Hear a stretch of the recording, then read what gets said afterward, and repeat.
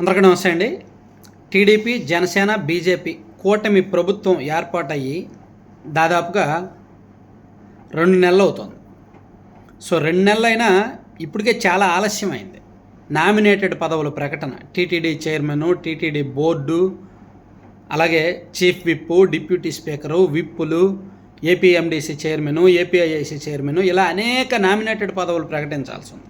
ఇవన్నీ అయిన తర్వాత, అంటే రాష్ట్ర స్థాయిలో కీలకమైన పదవులు ఇచ్చిన తర్వాత జిల్లా స్థాయిలో కొన్ని పదవులు ఉన్నాయి. తోడా చైర్మన్ అని, ఓడా చైర్మన్ అని, ఈ అర్బన్ అథారిటీ డెవలప్మెంట్ చైర్మన్ పదవులు ఉన్నాయి. ఇవి కూడా ఇచ్చిన తర్వాత కాన్స్టిట్యున్సీ లెవెల్లో ఏఎంసీ చైర్మన్, ఏఎంసీ డైరెక్టర్ల పదవులు ఉన్నాయి. ఇలా వందలాది పదవులు ఇవ్వాల్సి ఉంది. కానీ ప్రభుత్వం ఎందుకో లేట్ చేస్తూ వస్తున్నారు. సో చివరికి మనకి వచ్చిన ఎక్స్క్లూజివ్ లిస్ట్ ప్రకారం ఆల్మోస్ట్ నామినేటెడ్ పదవులు, రాష్ట్ర స్థాయి నామినేటెడ్ పదవులు దాదాపుగా ఫిక్స్ అయ్యారు అనేది ఒక సమాచారం. సో రాష్ట్ర స్థాయిలో నామినేటెడ్ పదవులు దాదాపుగా ఫిక్స్ అయ్యారు.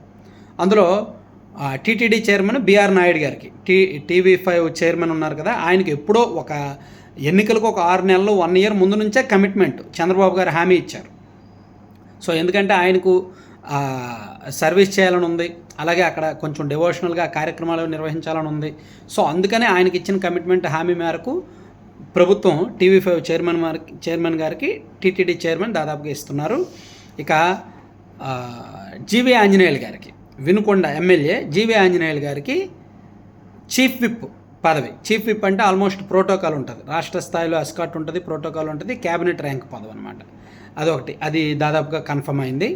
అలాగే డిప్యూటీ స్పీకర్గా ఆయన కాల్వ శ్రీనివాసులు గారిని కన్ఫర్మ్ చేశారు. డిప్యూటీ స్పీకర్గా కాల్వ శ్రీనివాసులు గారు, బీసీ సామాజిక వర్గం, వాల్మీకి.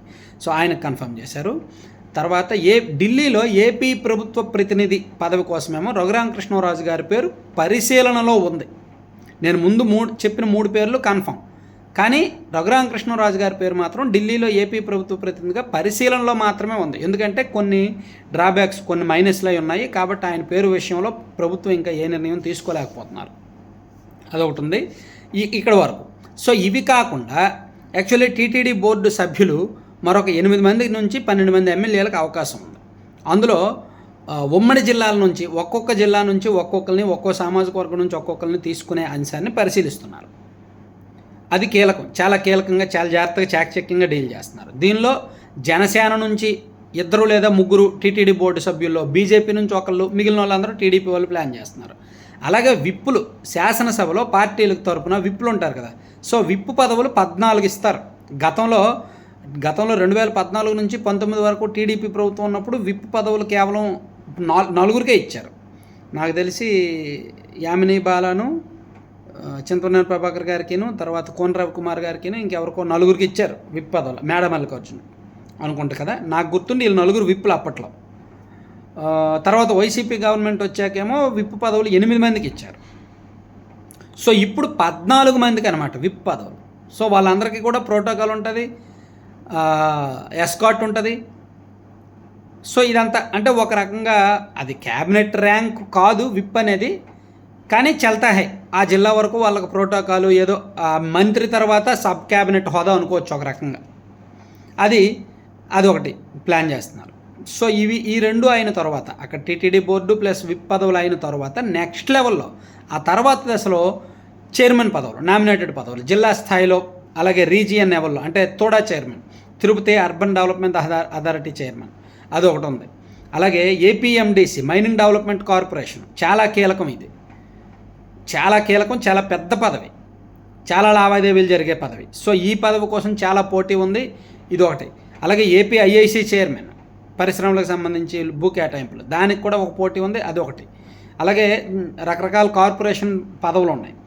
సో ఇలా నామినేటెడ్ పదవులు నియోజకవర్గ స్థాయి నుంచి రాష్ట్ర స్థాయి వరకు 800 నామినేటెడ్ పదవులు ఇవ్వచ్చు.